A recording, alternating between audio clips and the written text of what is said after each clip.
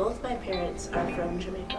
My mom is Russian and my dad is American. I'm like half Japanese, half white. I'm half Brazilian and then like half Eastern European. I'm Mexican American. My mom's side of the family immigrated from Taiwan recently, and on my dad's side, I'm a quarter Welsh, eighth German, 1/16 English, 1/16 Irish. My dad is from El Salvador and my mom's from Ukraine. What I really love about Jamaican culture is that it's a mix of so many different things. Most people just see the black in Jamaican culture, which plays a huge role, but there's also the fact that there are many cultures and people that came from India and China that came to work, and their culture influenced Jamaican culture as well. Also, we were colonized by the British, so their culture was there as well. And before the British, there was Spain, and that influenced somewhat.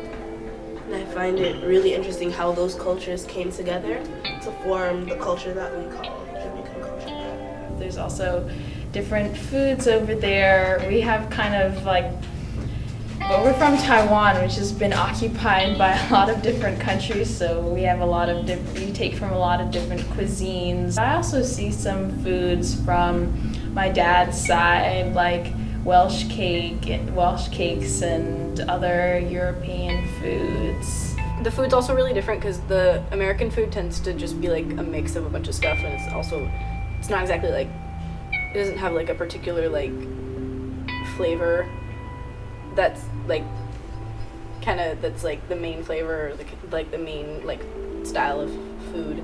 Whereas in Mexican culture, the food is very like, it's very identifiable, and you can kind of like, if there's like just a bunch of like different kinds of food, you can always tell which one's like Mexican food because it's super colorful and it's full of like really like strong kind of vibrant flavors. We eat a lot of pupusas, which are like from El Salvador. And then like around my house we have lots of like decorations from Ukraine and from El Salvador. And like they both have really distinct, like both countries have really distinct artistic styles. So it's like cool to see them both come together. I feel like Russian culture has a lot more traditions than American culture has. And festivals, or maybe I'm just not aware of the American ones. In Mexican culture, you're kind of expected to like kind of take care of your grandparents and to live with a lot of your family, and the families tend to be like a lot bigger. Which also might have to do with the fact that the dominant religion is Catholicism. Both of my parents are Jewish, and I grew up in a Jewish household, although my family isn't super religious. We never went to synagogue or anything, but we celebrate the major Jewish holidays like Passover. The Jewish community is really tight-knit, and a lot of the aspects of its culture are really interesting and unique when it comes to the song, the dance, the food. Hebrew is a beautiful language that I wish I spoke, but I do not. I didn't live in the US for about the first 7 years of my life. I lived in Mexico City, and my first language was actually Spanish, and I spent most of my early childhood speaking Spanish and living in Mexico and kind of being immersed in like the Mexican culture and Mexican lifestyle. We spoke Russian at home, like with my family, only Russian. And then my nanny that I stayed with at home all day until like I was maybe like 4, she only spoke Spanish. So I didn't really speak English at all, and I spoke Russian and Spanish pretty much until I went to school. Now we speak a lot more English, but we also just speak like all 3 languages at the same time. I learned Russian before I learned English, so that was kind of a huge part of my upbringing. And when I was little, I read Russian books just as much as I read English ones. And I also attended a Russian school for 7-ish years alongside with doing regular American school. I grew up with a weird mix of the different values and different purposes and different things that are like different, an emphasis on different things. On my mother's side, my half Asian side, I see a greater concentration, not just on academics, but overall excellence and mastery of whatever you do. The language and the food kind of gets incorporated into my life at certain points, but generally, kind of every day, there's not much that's really different. I don't even really know the names of American cartoons for little kids. I grew up watching Ну погоди and Кот Леопольд and Простоквашино and a bunch of little kids stuff that just, it doesn't translate to the United States, and that kind of really affected my upbringing. And ever since I was little, like the first time I left the country was when I was 6 years old to go to Ukraine. So I've always like been traveling to like the country that I'm from. It gives me a unique outlook on current news because, I mean, in America we're constantly talking about Putin's Russia and everything that he's doing, how Russia's different, how Russia is so very anti-America right now. And then I get to hear the United States talk about it, and then I get to hear Russia talk about it. And it's really interesting being in the middle of that. I'm the embodiment of my two cultures mixed together, which is, I think is really cool. And yeah, I've kind of grown to love it because I think it's the best of both worlds. There's a big emphasis on choosing one thing. There's a pressure to just consider yourself as one thing, even though we're a country of immigrants, we're a country of diverse people. We all come from different countries, different parts of the world. We all speak different languages. Being a Black Jamaican, it's been difficult because the thing is, when you're Black in this country, you're only seen as one thing. They only see your color and not the different things that come with your color. And there's a history of things that happen to Black people in this country, and therefore they have this stereotype in their mind. And when you don't fit that, you're considered as fake Black or not Black among white people and Black people alike. One thing that I always found really interesting was that, like, if I am with a group of like white people or like Americans, they always assume I'm Hispanic. But if I'm with a group of like people from non-American countries, they always just assume that I'm white.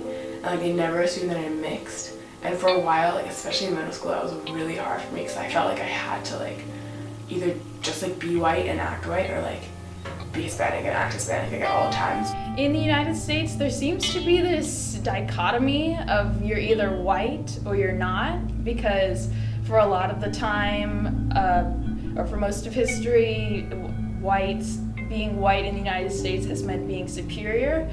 So I think a lot of people don't realize that I'm half white, and because once you're something that's not white, you don't get to be a part of that superior group. Also, especially since I'm biracial, because like you can kind of see it like on my face. You can see that I'm not exactly white, and then people have this weird thing where they're like, all right, you don't look exactly how I imagine white, so I need you to identify, like, I need you to like say that you're specifically this one thing. Whereas like if I say, like, it goes into this whole thing where like people are asking me like, what am I, what are you, and I'm like, I'm Mexican American, and they're like, so you're Mexican. And sometimes I feel like you have to try harder to be seen as part of America. You have to try that much harder.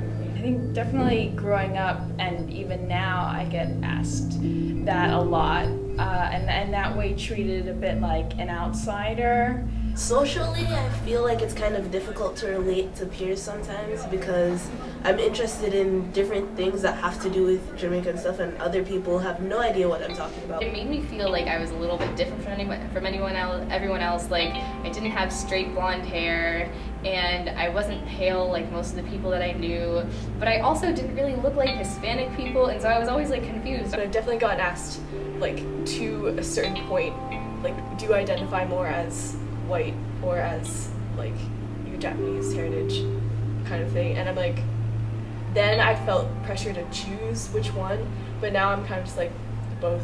I'm also Russian, I'm American, I'm both of these things.